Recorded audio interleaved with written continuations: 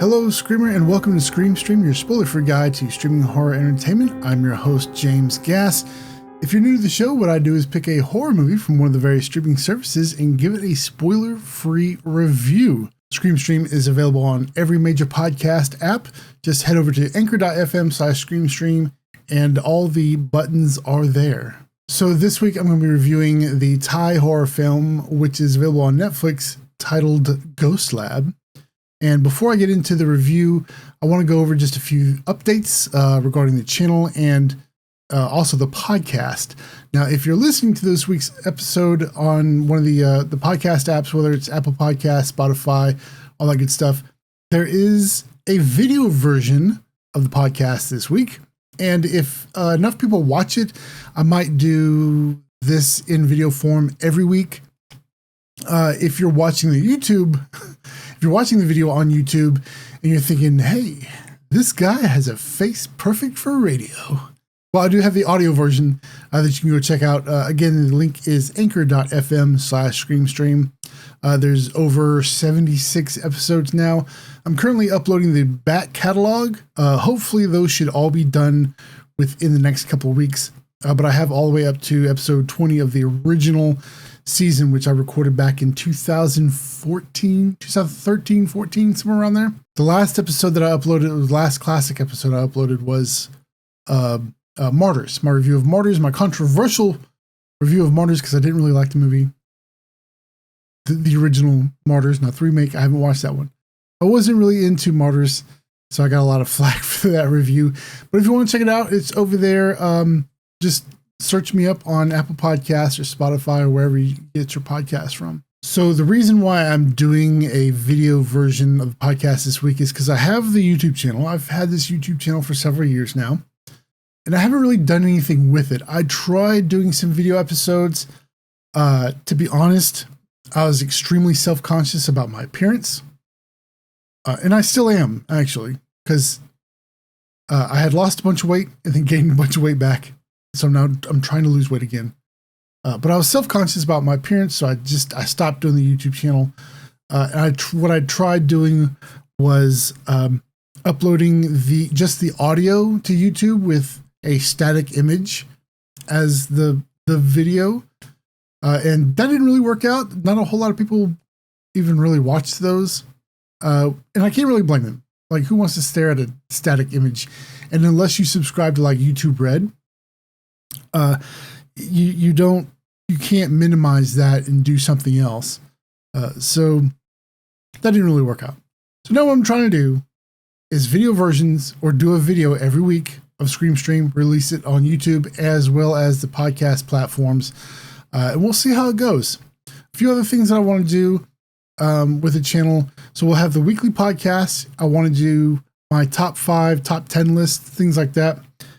For example, one video that I'm working on now is my top 10 found footage films. Because if you've listened to the podcast for a while, you know that I am a huge fan of the found footage genre. It is one of my favorite genres. And I think I want to compile just like my top 10 list, because those seem to do well on YouTube, to be honest. And I just kind of want to share my thoughts on my favorite found footage films. I'll probably also do like my top 5 horror films or top 10 horror films of all time. Get that up there. And this will be like an ongoing series, the top 10 list, whatever. Also, I want to do videos for what's new on streaming this week. So every week I'll have a list compiled of the new streaming videos. For example, for Shudder, Netflix, Hulu. And it's hard to do for Hulu and for some of the other ones, because they don't really do a list of what's new. Nobody does, really. Netflix, there's a site called What's New on Netflix, and they do a pretty good job at keeping up with all the new releases. And you just kind of have to go look through them and see what the horror movies are and what isn't. Hulu, it's a little more difficult. They don't have like a what's new section. I wish these streaming services did, or at least I wish they would put out like a weekly newsletter with all the new releases on streaming that week. They that would be super great and super helpful for folks like me who do videos like this. But I mean, you know, we can only ask for so much. I do know that thethrillist.com, they do a list of what's new on Hulu. I think they do it like monthly. So I might keep an eye on that and just kind of write down every week what's new on Hulu. Because those are like the three main services that I watch movies on is Hulu, Netflix, and Shudder. Shudder being number one. They ought to sponsor me. Shudder, why are you not sponsoring me yet? That's a joke. And then after that would be like HBO Max. And then what's the other one I watch? Stars. Watch Stars. And then also I do want to do some videos on the top Halloween content that's on Discovery Plus right now, because we watch a lot of Food Network here at the house. My wifey and I, we watch a lot of that. So Food Network does a really good job at like their quote unquote horror programming with Halloween Baking Championship, Halloween Wars. There's a pumpkin carving one that's out this year. And then also on Discovery Plus, they have a Ghosttober section where you can find like a lot of the Halloween content there. So I kind of want to go through a lot of that stuff as well. By the way, if you don't have Discovery Plus, I can recommend. It's a great service. A lot of awesome content there, especially if you love horror. They have like their celebrity ghost stories, a haunting, My Haunted House story, or was it just My Haunted House? Haunted Hospitals, Night Shift. Is it called Night Shift? No, something. It's Night Shift something. Night Shift Haunting, something like that. They have a lot of great stuff. And then also maybe do some horror game reviews. By the way, if you want to check out my live streams, I do also stream video games over on my other YouTube channel, which is soon to be named, but I'll drop a link in the description down below. You can also check out my Twitch channel, Jimbo Lewis.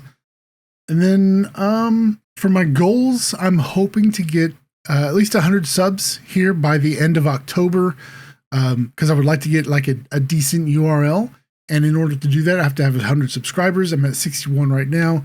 So if you enjoy the content, you want to see more like it, hit the subscribe button or that like button. I would greatly appreciate it. So there you go. There's all my update stuff. On to the review.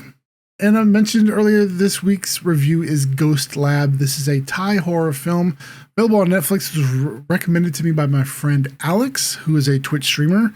I'm going to butcher these names, and I do apologize. This was written by Vasudhorn, Piyaromna, Paween, Purijitpanya. Well, I don't even know why I'm reading this. Just don't laugh at me, okay?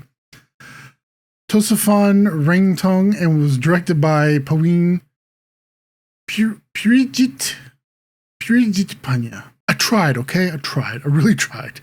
This stars Thanapob, Leeratanakachorn, Paris. I know Paris. Hey, Paris is easy. Paris, Intarakomalyasut, and Nuttanicha. I'm stopped. I'm done. I tried this.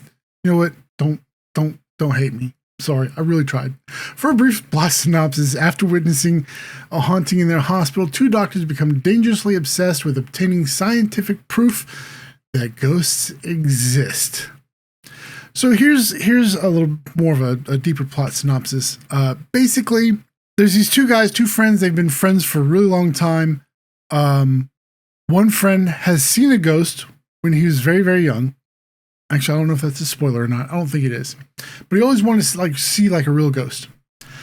And they were talking about it at the vending machine one night during their night shift. And they see both of them see their first ghost. And so they decide to come with a plan to do some experimentations and do some scientific study on the existence of ghosts and try to capture them. Right off the bat, the acting is decent. It's got some decent acting. There are some cheesy lines in there. It kind of reminds me of like, Are You Afraid of the Dark TV show, or like Goosebumps or something like that. The acting it's good, but I don't want to say juvenile, but I mean, some of it is a little after school special-esque. After school special-esque. It kind of like that, but I'm able to look past it. It's not a huge deal. The story is actually pretty interesting. I will say this though. I think it could have been paced a little faster. It did like slow down. Like at points in the movie, I felt like I was watching the scientific process in real time, and I found myself saying, "Good Lord, can we get on with it, please? Pretty please." Because there wasn't like a whole lot of stuff that happened between the time they saw the first ghost and maybe like the second ghost. There was a lot of time in between there, and it didn't really pick up until right at the beginning of the third act. It finally started to pick up, and the third act was actually pretty long. Well, I'd say probably like the end of the second act into the third. This is a long movie. It's almost 2 hours long, and it felt forever long. But once that third act hit, the ball got rolling, action started to pick up a little bit. Still not a whole lot of spooky stuff. It wasn't a scary movie at all. There wasn't a whole lot of jump scares, maybe one jump scare. And the ending, I guess the ending was pretty satisfying. I wasn't mad at it. Overall, it's a good movie. Like the cinematography was decent. I will say that some of the special effects were a little goofy. Like the very first ghost that we see looked like claymation. No lie. The way they shot it looked like claymation. If you remember Pee-wee's Big Adventure, when he hitched a ride with Large Marge and her face exploded, it really reminded me of that. Not going to lie. But I was able to look past that. It was a facepalm moment, but I was able to look past it. It's not a great movie by any means. It's a good popcorn flick. You're going to need a lot of popcorn. Maybe two large buckets, 2 large sodas, quick access to the bathroom to get you through the film. At least to get you through that third act, or to the third act. I will say this. As with most foreign films, the English dub is just trash. Don't watch the English dub. I feel like I don't want to be mean. I'm trying not to be mean. I feel like when they do English dubbing, they purposely try to make it cheesy and goofy, and it detracts from everything. Like the entire tone of a film can completely change if you listen to the English dub. The only time I like English dubs is in anime. That's the only time. And even then, some anime, I don't like the English dub. So don't watch the English. Just read the film. Read it. Once you watch enough foreign films, you kind of get used to that. The whole reading thing. So it's kind of like you can read it and watch it peripherally, or actually watch it and then read it peripherally. Just kind of, it's a skill you have to develop over years. Oh Lord. As for my recommendation, I do recommend that you give it a shot, but be prepared to endure. Like, have some endurance. Make sure you've had like a pot of coffee before going into this one. Like I said, the pacing is slow, and that's really about it. The story's good. I found the story was interesting. It's not like Ghostbusters or anything like that. It's not a ripoff of that. I can't really think of anything that's really a ripoff of. The only thing that I can maybe find some story comparisons with is a Japanese film. Is it Japanese or is it Korean? I think it's Korean. Korean film called Silk, which I don't know if I've reviewed on the show or not. I do want to review that movie. Great film. That's the only other movie I can think of that might have some slight story similarities. Other than that, I like the story. I think it's a decent watch. Popcorn flick. Go and check it out. It's on Netflix. Make sure you set out 2 hours or set aside 2 hours of your time. I don't know why they make films so long. Like, tell me a great story in an hour and a half because I got other things I got to do. I'm a busy guy. So that's it for this week's review. That was Ghost Lab. Again, it's available on Netflix. I do recommend it. Go and check it out. And that's all I really have to say about Ghost Lab. Next week, I'm going to be reviewing a film called The Beach House, which is available on Shudder. I never actually heard about the film. I never saw it on Shudder. I usually try to keep an eye on the new things that pop up there. And usually Shudder is really good because if you go to the feature section, all the new stuff they add is right up front and it's easy to find. This one somehow I missed. And the only reason why I know this film is on Shudder is because I opened up the Shudder app one day on the TV, on the Roku, and I caught the very last end credit where it pops up, The Beach House.